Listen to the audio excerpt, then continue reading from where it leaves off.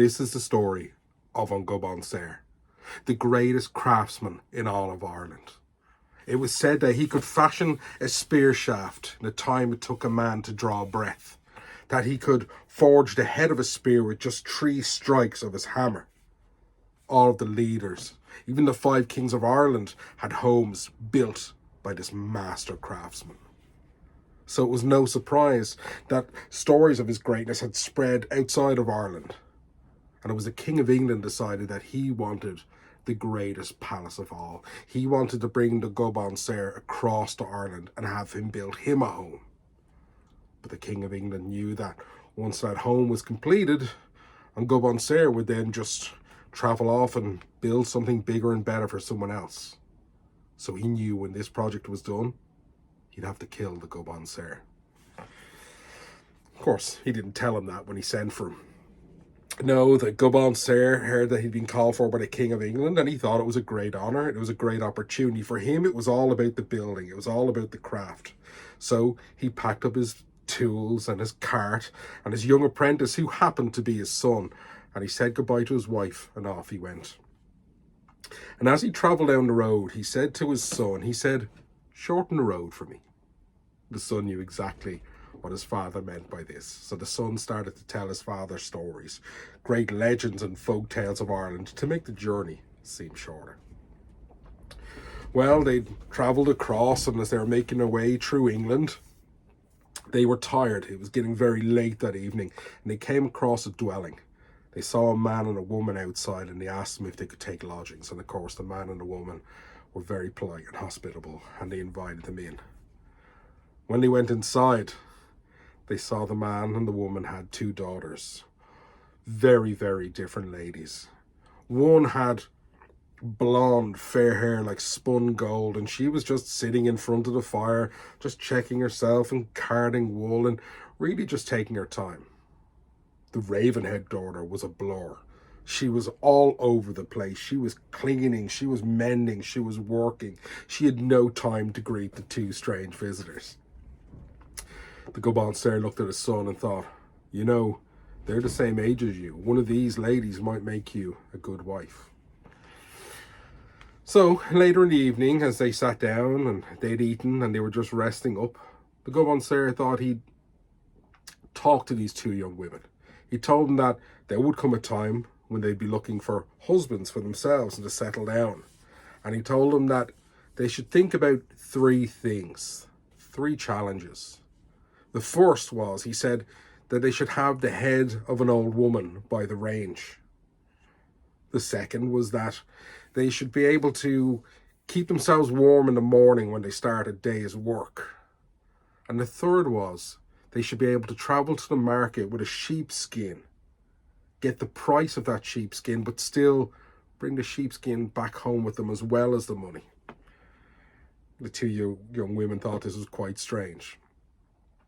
Anyway, the Gobán Saor and his son, they had a great night's sleep, and the next morning they thanked the man and the woman, they bid them goodbye, and they continued on their travels. Well, as they were travelling across England, they came across people who needed their help. The first one they came across was a man who was trying to roof a circular structure, but he only had 3 pieces of timber. None of the lengths were long enough to reach across the top of the building. The Gobán Saor simply took the 3 pieces of wood, put a notch in the top of them, and laid the 3 in together, so they met in the middle. The man was so grateful, and he had no problem housing the roof from that point. When they continued on their way, they came across some men who were struggling to cross a bridge. They had planks, they had wood and logs, but they'd no pegs and they'd no nails. The Gobán Saor and his son showed them how to overlay the planks and logs in such a way that the more weight that was applied, the stronger the structure became. Again, these men were grateful. And these stories started to spread through England. So by the time the Gobán Saor and his son arrived at the king, their reputation had grown tenfold. The king was delighted to see them. The king settled them in. The next morning, the 2 men got to work straight away. And it was if this castle began to rise out of the ground. They worked so quickly. It was like watching a tree grow before your eyes. And soon the locals were coming with their food and their drinks and almost setting up picnics to watch this structure being built. It was a great spectacle. The Gobán Saor was taking a break in one of the days when they'd made, quite a bit of progress in it. But there was a young serving maid, born in Ireland. She'd gone to England for the love of a man, but she'd heard the rumours of the king's plan to kill the Gobán Saor. So the young woman, she approached the Gobán Saor and his son while they were taking a break. She explained the situation, that she was born of Ireland, that her heart and her loyalty would always be to Ireland. And she told them the rumour. The Gobán Saor thanked her and sent her on her way. Well, after another couple of days of working, as the job was coming to an end, the Gobán Saor called to the king, and he told the king, he explained he had this kind of blessed tool, this magical tool that he left back home in Ireland, that he finished every job with this tool. And in fact, this is what made his pieces truly great. This almost charmed object gave them something special that meant that they would stand forever. And without this tool, there's no way he could guarantee the project. He could guarantee this building. The Gobán Saor said that he wanted to send his son home to collect the tool. The king refused. The king said he needed the two men to keep working, that he'd just send one of his soldiers back. Gobán Saor said, there's no way my wife's going to give this tool to a stranger. It's just not going to happen. But maybe if you were to send someone back of royal blood, one of your own, then my wife would know to hand over the tool. So the king agreed. He was sending his own young son back to Ireland with one of his soldiers to retrieve this sacred tool. Well, the Gobán Saor spoke to the young prince as he was leaving. He says, there's a very special instruction. For my wife to give you the correct tool, you must say this to her, exactly as I say it to you. Coran aig an calm. The prince took note of this and got it in his head, and himself and the soldier set off for Ireland, and the Gobán Saor and his son continued working. Well, when the young prince and the English soldier arrived back in Ireland and went and said those words to the wife of the Gobán Saor, she recognised it straight away. She understood the riddle, the message from her husband, and she showed the young prince a great time. They gave him such hospitality. He was fed, he was entertained, he was given the best place to sleep. So much so that he almost didn't want to leave.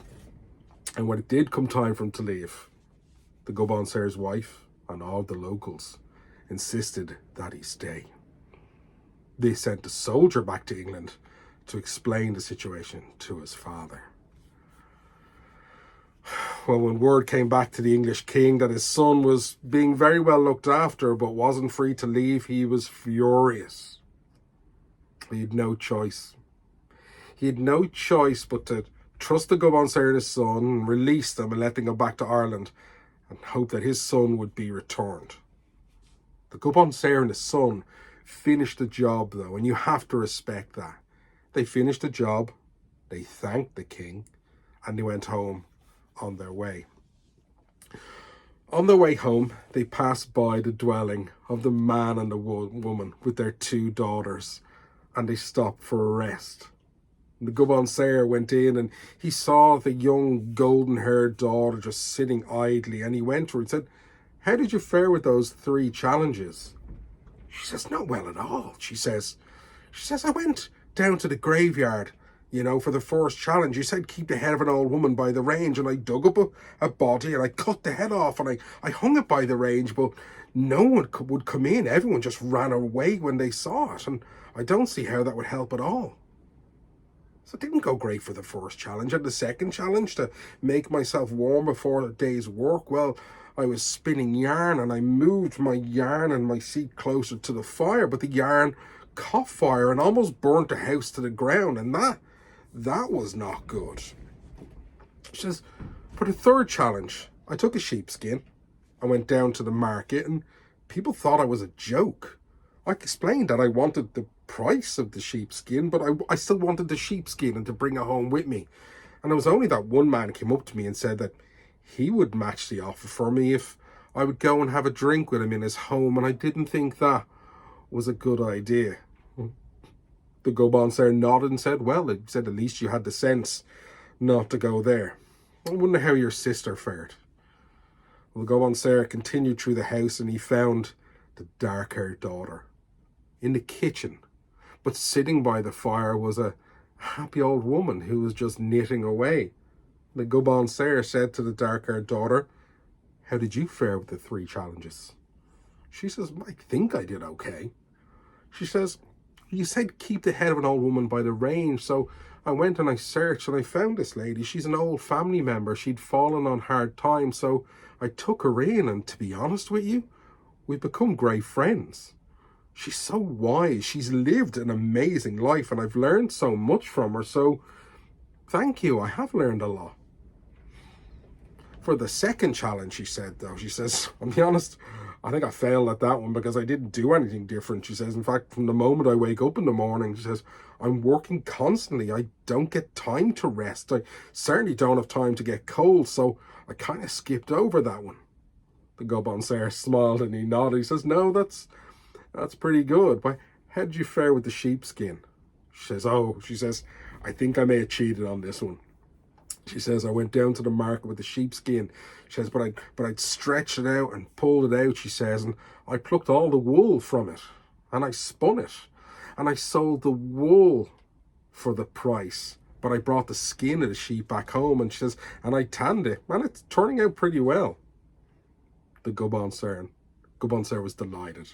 He knew that this girl would be perfect to marry his son, if she was willing. So he spoke to his son, and then he went and he spoke to the parents of this young lady, and they were absolutely delighted. They were so happy with the match. They thought they were blessed. So, without leaving the home, the Gobán Saor sent word back home to his wife and to all of his family and friends to come to Ireland, for there was to be a celebration, there was to be a wedding, and it was a blessing. They all came across. They brought the young prince with them, the young English prince. On the way to returning him home, they brought him to the wedding. He was a guest of honour. He had such an amazing time. The hospitality continued. The marriage was great.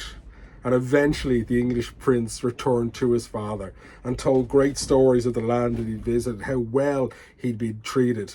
And in fairness, the king then was pretty happy. He'd gotten a fantastic dwelling. His son was so impressed how it stood out, on the horizon. He forgave the Gobán Saor. The Gobán Saor made his way back to Ireland eventually, and he lived out his days. It's said that he's buried near Derrynaflan Church in an unmarked grave. His son went on to be a great craftsman himself. But more importantly, he went on to be a great husband and a great father. And that's the story of the Gobán Saor.